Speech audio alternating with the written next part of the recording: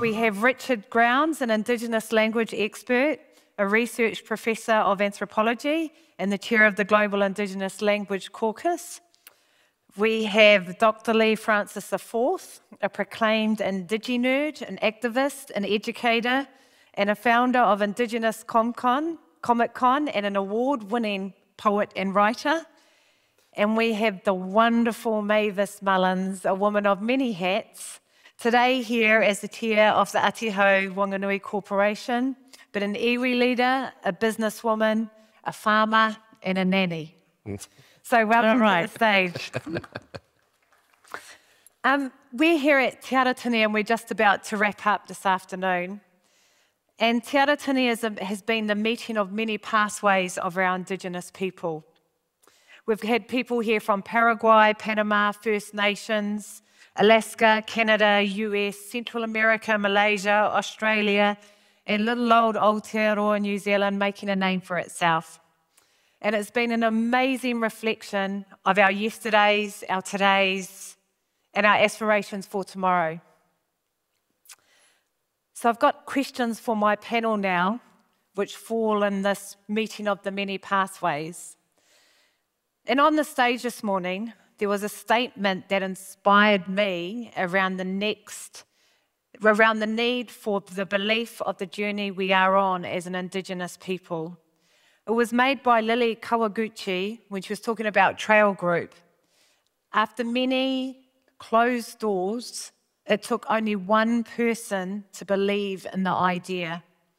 So my question I'd like our panel to share in is, what is the one idea from Te Aratini that you want our audience to believe in? Richard.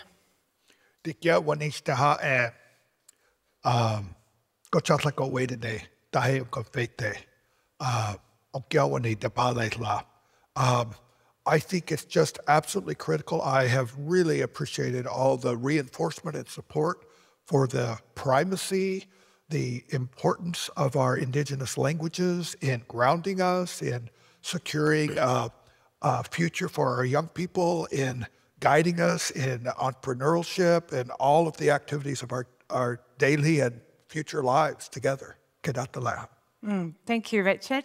Mavis, I'm going to jump to you. I'd love to hear what your idea is. Well, it's just been such a diversity of kōrero, of waiata, of sharing. You know, you can distill it down, really, for me. And it's three words, really. It's to love, you know, each other, ourselves, our environment, the people, the things we deal with. It's to lift, you know, to lift each other, to lift those cultural elements that we treasure so much. And then the next thing is really to lead. You know, we've heard a lot about being at the table. Actually, we have to lead from the table. Beautiful. Wonderful. And Lee? Yeah, I think, hello to you all, good afternoon. Yeah, I think what struck me about the question when you just asked it is the first thing that came to my head, and in watching everybody, is that we can accomplish this. All of these things that we've said, we can do that. This is not going to be a generational thing. This is not something that we have to wait on or wait for permission. These are all things that we can do and accomplish right now, and in connecting with one another. I think that's the thing. I was reminded, we have a word, we say ishkehanu, which means one people. And so being here, whatever we accomplish, we can do it as ishkehanu, as one people. Right? We can do this all together, and we can do it right now. Not we will, we can, you know, and it's accomplishable. Wonderful, such positive aspirations around where we're going and moving forward to. So thank you for sharing such positive thoughts. And Ngāhiwi, I hope you're listening, because we're talking about where we're going when we move forward. Can I just add to that? Oh, certainly. Don't make that. Our kōrero here is that, you know, Te Aratini is about the convergence, eh? And the big thing, of course, somebody said today, go to Auntie Google, which I did, and there's a theory there about cultural convergence. And so the more cultures being be together, the more we start to truly reflect. And then listening to everything over the last couple of days, we've already done this before.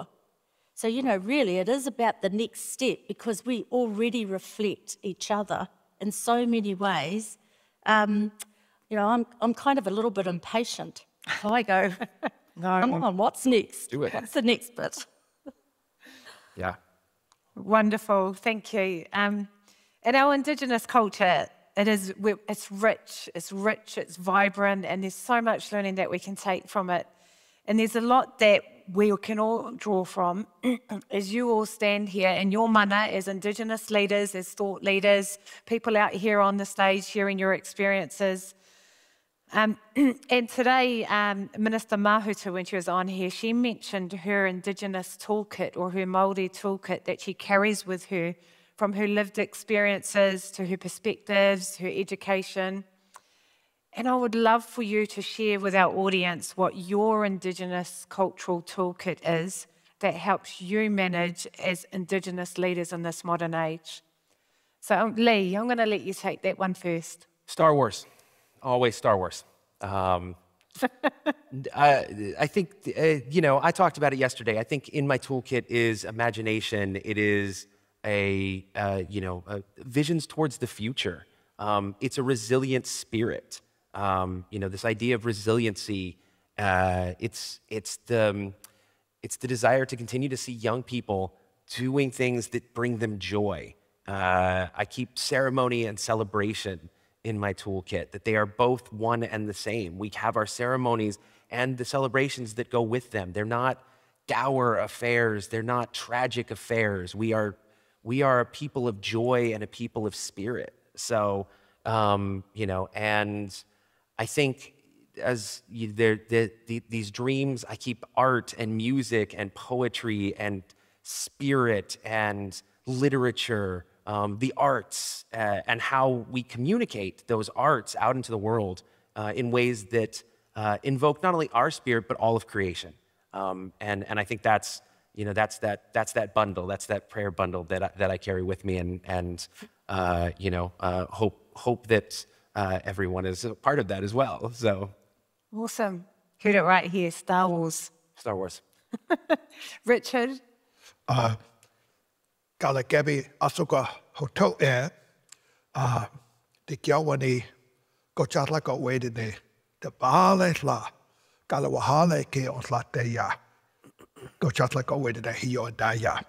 I really think the most critical tool in the toolkit comes through our original God-given languages, the languages that the Creator gave to us. That is to say, if you think about it historically, and there was a lot of discussion in our last session about the colonial impacts and the context in which we have moved forward as Indigenous peoples. But I think the key piece is, despite the histories of physical genocide, some of which is still being carried out over extractive resources and some of these challenges, the cultural genocide, the attempt to wipe out our languages, to wipe out our ceremonies, all of these negative impacts, wave after wave. And yet through it all, we've had people who still spoke the language. Therefore, they knew who they were. Therefore, they knew how to ground themselves.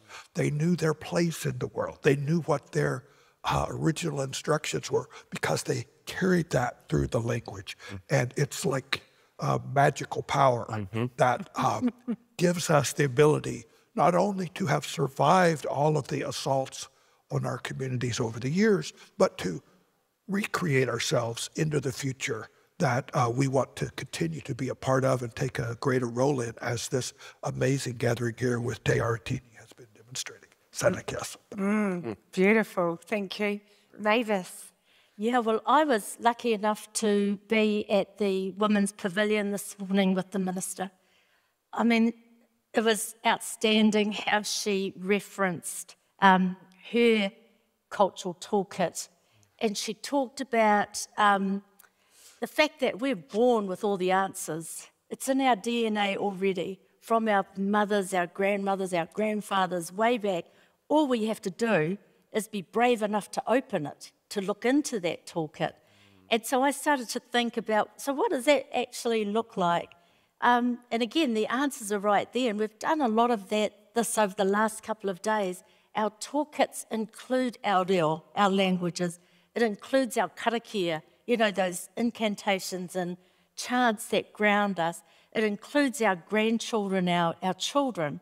You know, this is whakapapa stuff.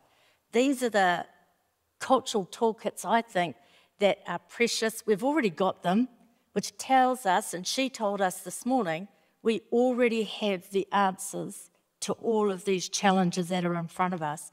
And I mean, the other thing that she did this morning, which I think is also a strong cultural tool, is that she showed vulnerability and humanity. You know, she talked about the soft power of trade negotiations. She talked about the hard power. You know, it's about how you redefine some of these things that have become quite, I'm going to say sectionalised, if you like. She's actually pushed a lot of that away, and I just thought that was it was a very powerful speech this morning in front of a full house at the Women's Pavilion, and then she came and reiterated a lot of that here. So, you know, I guess the message is we have the answers in our cultural toolkits. We're just going to be brave enough and courageous enough to look in and lean into it. Yeah. Are we? Yeah. Beautiful, yes. So what I heard there, the things I took away was soft power, hard power, and superpowers. Yes. Hey. So just last words, as we lead into our last couple of minutes, what has been the most spectacular thing for you about Te Aratini? And we'll just roll down the line with you, Richard, first. Tika ti aya atadi nechi sadly la tahe okofete ka okani okaju. I'm just, it's like I've met all these new, wonderful, amazing friends. In our Yuchi language, we have a saying, when we all work together, we can move it forward. Tahe okofete. And that message, I think, has just been reinforced in so many different ways and at so many levels.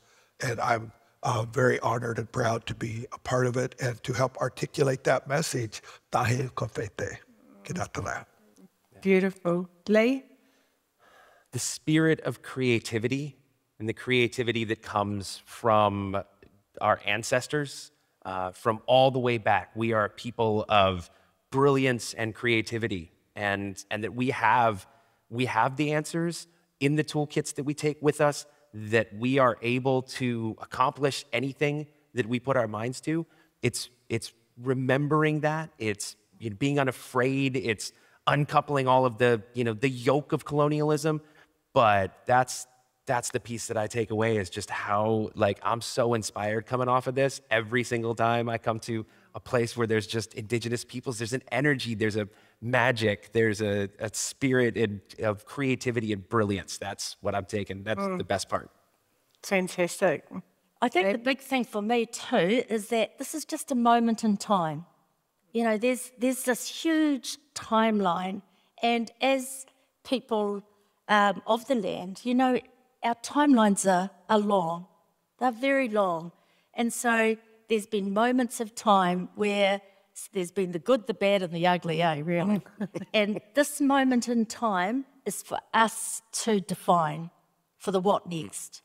And, you know, it was just that kind of realisation that, okay, yes, we're here now, we know this, we know that we can lead, that we are in charge. So, you know, it's that kind of big breath in, you know, around the fact that we're just a moment in time, and my God, we're just ready to rumble. You know, I mean, it's been all the way through. Let's do it. Yep. And I want to add one thing to that, because we were talking about the what's next, and I think it's that idea of that spirit of that this isn't a stopping point. This is a journey. This is a waypoint. And so I invite everybody, if you are in the Southwest, to come visit, to come see us. This is the invitation. Cool. You know, so we were invited here, and I think part of the spirit of this is that we also offer that invitation. So everybody's welcome to come visit wherever we are to keep this energy and momentum going. Better give us the address. I will, yeah. Good. And I think I can wholeheartedly say on behalf of our contingent from Aotearoa New Zealand that you are all welcome on our shores. Absolutely. And ring Mavis when you get Ring me. Yeah, we will.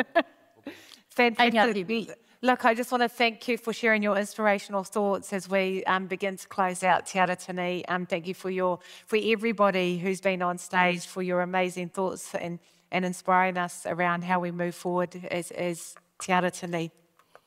A round of applause for our people. Thank you.